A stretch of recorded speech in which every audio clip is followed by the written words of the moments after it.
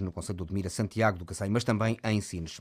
São 5 dias para espalhar a paixão pela arqueologia. A Universidade do Algarve acolhe a partir de hoje um curso de verão, Arqueologia para Todos, assim se chama. É uma iniciativa que a professora que coordena este curso de verão, Maria João Valente, garante ser destinada ao público em geral.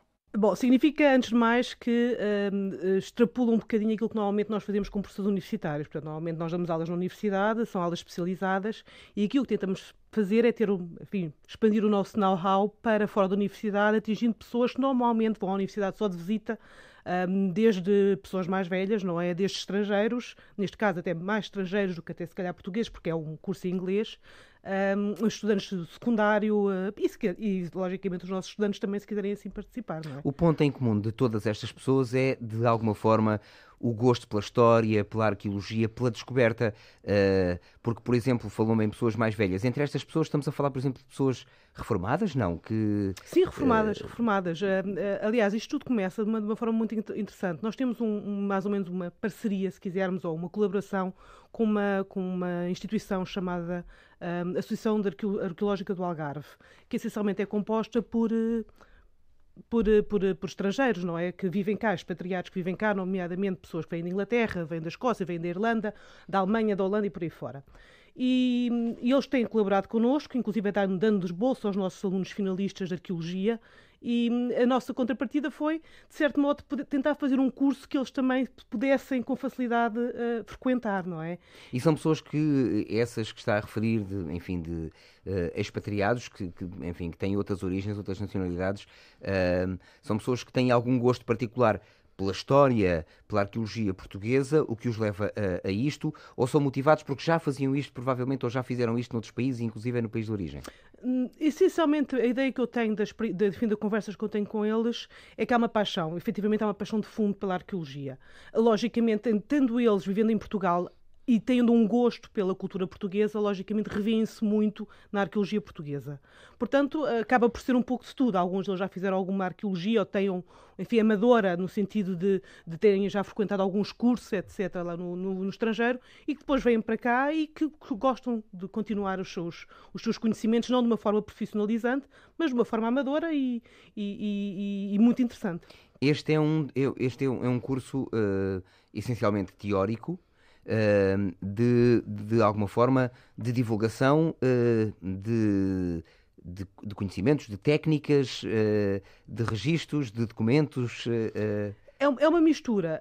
De facto, não é um curso prático. A nossa ideia não era fazer um curso prático nesta altura, era essencialmente um curso teórico. Um curso prático, se calhar, ficaria melhor noutra estação do ano que não propriamente no pico do verão. Embora também desde já diga que a arqueologia normalmente é feita no verão, exatamente porque há mais disponibilidade a toda a gente, que é na altura que os professores normalmente têm férias e podem ir trabalhar para o campo, de resto não dar aulas, por exemplo. Mas de facto não é um curso prático, neste caso. Já tivemos cursos práticos, nomeadamente laboratório, não tanto campo. Correram muito bem. Nós pensamos retomar futuramente, mas neste caso é efetivamente um curso teórico que essencialmente é quase mostrar um pouco o estado da arte em diversos campos. Na evolução humana, na zooarqueologia, no Neolítico e nos estudos da ADN, nos estudos aqui no Algarve, e temos uma das palestras deste curso, tem a ver com os sítios romanos ligados à pesca, neste caso, e o negócio do pescado na época romana no Algarve. Portanto, é um bocadinho o estado da arte em cada uma destas áreas.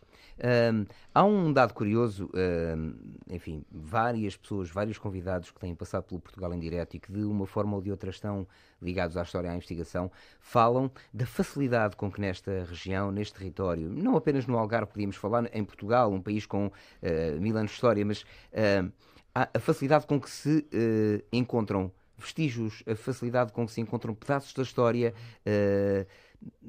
debaixo de terra, e que o que nos obriga também a nós a termos algum cuidado no manuseamento desses achados quando temos dúvida do que temos nas mãos. Mas é de facto assim. É fácil encontrar vestígios arqueológicos. É de facto. Portugal tem, aliás, não é só Portugal, acaba por ser um pouco a grande parte da Europa, mas Portugal em particular, aquilo que nos interessa, temos efetivamente uma quantidade muito grande de registros de sítios arqueológicos, se quisermos, e de materiais arqueológicos. Eu falava de 1000 anos de história, mas neste caso a arqueologia estaria a falar Estamos a falar de, pelo menos de uma forma continuada, e estou a ser, conservadora, 300 mil anos de história, com alguma regularidade. desde sítios que, logicamente, estão associados a urbes, não é? O centro de Faro, o centro de Lolé, enfim, estamos a falar agora, neste caso, do Algarve, como estamos a falar dos sítios rurais, não é?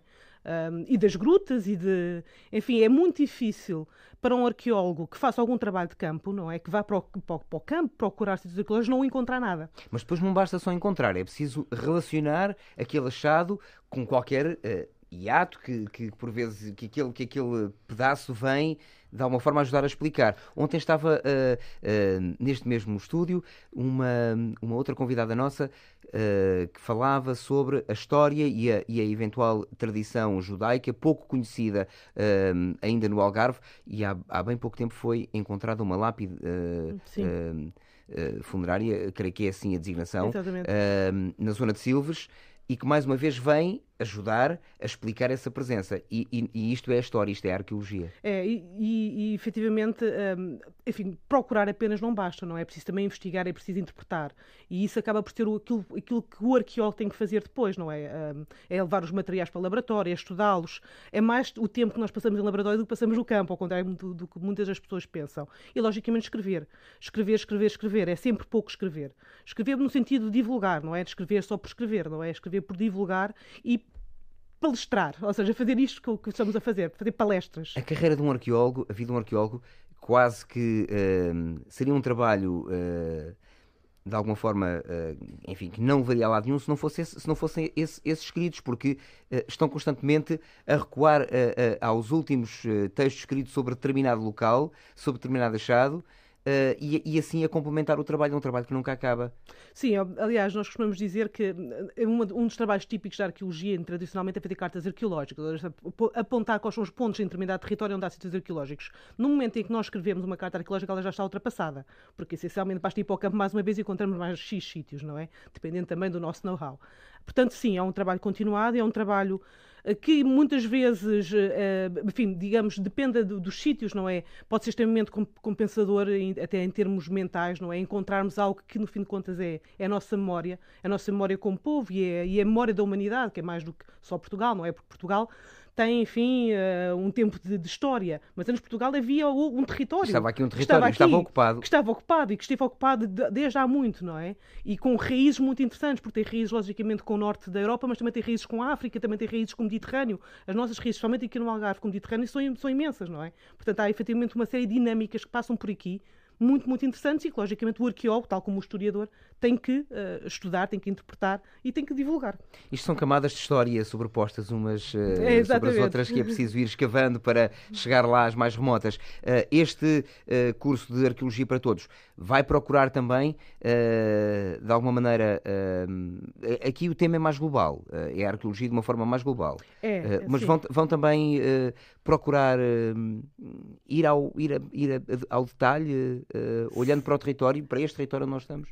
Sim, esta primeira edição é muito eclética. Nós temos temas muito globais e temos temas muito particulares. Por exemplo, temas particulares. O João Pedro Bernardes vai fazer exatamente uma apresentação sobre o negócio do peixe no Algarve. Portanto, é muito particular. Vai falar sobre os sítios que existem no Algarve. Vai falar um pouco o que é que existe neles, como é que vão as negociatas de peixe durante a época romana, qual é a ligação com o Mediterrâneo e por aí fora. Mas há outras muito mais globais, até metodológicas. Por exemplo, se falarmos sobre zooarqueologia, a metodologia da zooarqueologia é algo totalmente diferente daquilo que falámos no negócio do peixe no Algarve. Portanto, é uma grande mistura. E, aliás, é propositado, não é? Para ver até qual é o feedback desta primeira edição, não é? Do que é que as pessoas gostam mais de ouvir. Se gostam mais de ouvir o particular, ou se gostam mais de ouvir o geral, ou se gostam de ouvir as duas coisas. Quando falamos em arqueologia em Portugal, quando é que nós podemos começar a falar numa arqueologia científica, se quisermos, numa arqueologia com bases? Quando é que isto começou? Século XIX? Sim, o movimento arqueológico tem uma história muito interessante, porque está muito ligado às antiguidades, está ligado a colecionar. Essencialmente, nós podemos dizer que o primeiro arqueólogo que nós tivemos era um colecionador, era o André de Rezende, que essencialmente colecionava e publicava, não é? Fazia esta divulgação que nós ainda hoje fazemos. Depois tem estamos a falar, portanto, de muito anterior ao século XIX, mas é efetivamente no século XIX, essencialmente como consequência do iluminismo, que temos, uma arqueologia que começa a ter bases, começa a ser uma arqueologia científica. A arqueologia, tal como a entendemos hoje, como entendemos hoje, ou seja, com métodos muito precisos e que vão desde métodos de datações a métodos de análise, efetivamente existe a partir dos anos 60. Portanto, isto foram vários momentos, se quisermos, ao longo da história. O que é que a CIA apaixonou pela arqueologia para a ter levado para este campo da ciência? Eu sou muito ligada à memória. É quase intuitivo tentar saber um pouco mais sobre a nossa memória. E acho que é isso que mais me atrai. A arqueologia, tal como a história também, são paixões. Nós não fazemos isto porque somos obrigados. Aliás, ninguém trabalha em arqueologia porque é obrigado. Faz por paixão, não é? Isto somente numa época em que hoje em dia os valores às vezes ficam um bocadinho fora do nosso horizonte. É bom ver nos nossos alunos, não é? E, enfim, nestas pessoas que vêm participar connosco, esta paixão e este brilhozinho nos olhos, não é?